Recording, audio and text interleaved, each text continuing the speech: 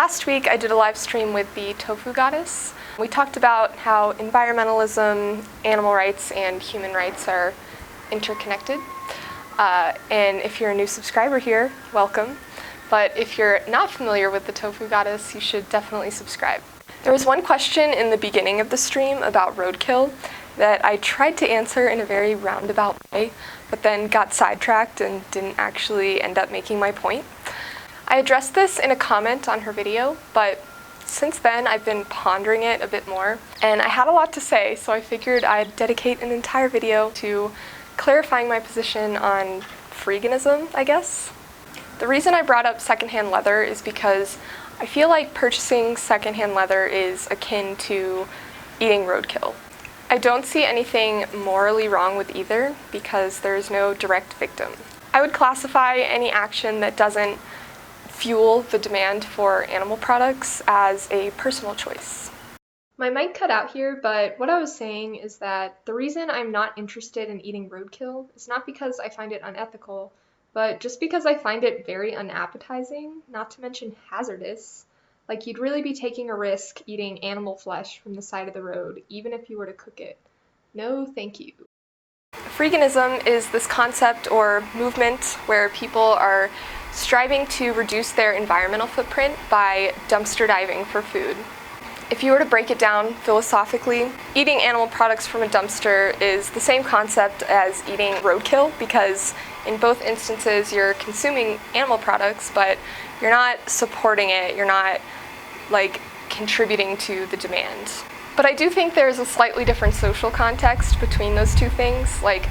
I'm sure most people would agree that eating an unopened and packaged product out of a dumpster poses a little bit less of a health risk than eating a dead raccoon from the side of the road. I might cut out again, but basically you can reasonably discern when food has truly expired or when it was just tossed out because it didn't sell. As an environmentalist, I think freeganism is super aspirational because you are not only eliminating food waste and keeping it out of landfills, but you're also reducing your personal consumption.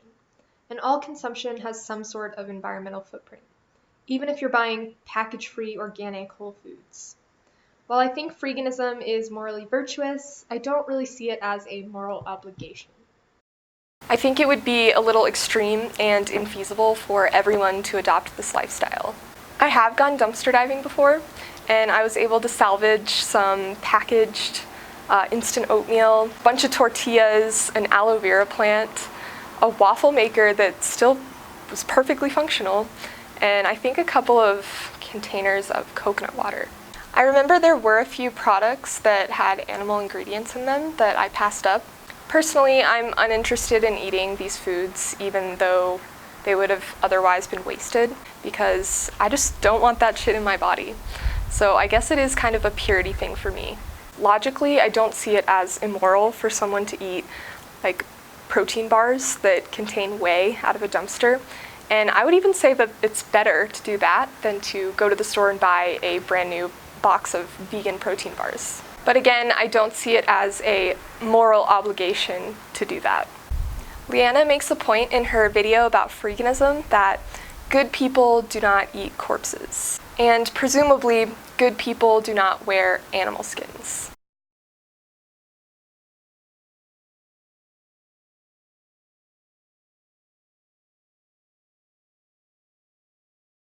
Social context is a huge factor in discerning whether or not someone is a good person. Turning grandma into a leather purse would certainly be weird and creepy, just as eating feral cats would be fucking weird. Morally speaking, there's not really a difference between human leather and cow leather, or bacon and cat meat, but socially there's a big difference. If you found out your neighbor was turning grandma into a couch or eating shelter dogs, that would raise a lot more questions about their psychology than if you found out they were just a typical carnist. You can point to examples where utilitarian philosophy fails, as she does in her video where she talks about a rich man giving X amount of dollars to charity versus a poor man who doesn't give much money but gives a lot more of their time. The rich man isn't a better person simply because they were able to help more people. But I also think that Kant's categorical imperative that an action is wrong regardless of circumstances is also faulty, because take lying, for example. Lying is generally wrong, but you can point to many examples where lying is justifiable. We are living in late-stage capitalism in a carnist-dominated world. There are many instances where violating a moral law regarding animal ethics would also be justifiable. One of my favorite YouTubers, Shellbizzle, had this video that went viral where she salvaged $2,000 worth of makeup from an Ulta dumpster. Of course, not all of these products were originally cruelty-free, like they didn't have the leaping bunny symbol, but considering she dug them out of the trash, I would say that they are at that point. If you hold the position that good people don't eat corpses, I think that by extension this would have to apply to makeup. So therefore, good people do not wear makeup that was tested on animals. I don't think this argument really holds up because I can point to Shelby as an example of a good person doing a good thing by wearing makeup that was tested on animals. Another one of my favorite YouTubers, Kristen Leo, promotes sustainability and ethical fashion, and she was actually the one to inspire me to shop secondhand. But as a vegan, she is not really concerned about thrifting products like leather, wool, or silk because she's not creating a demand for these materials. This is the same position that I hold. I would personally rather buy a secondhand pair of leather boots than go and spend my money on a brand new pair of vegan leather boots because I'm striving to consume as little resources as possible. I think Kristen is another example of a good person doing a good thing by wearing animal skin.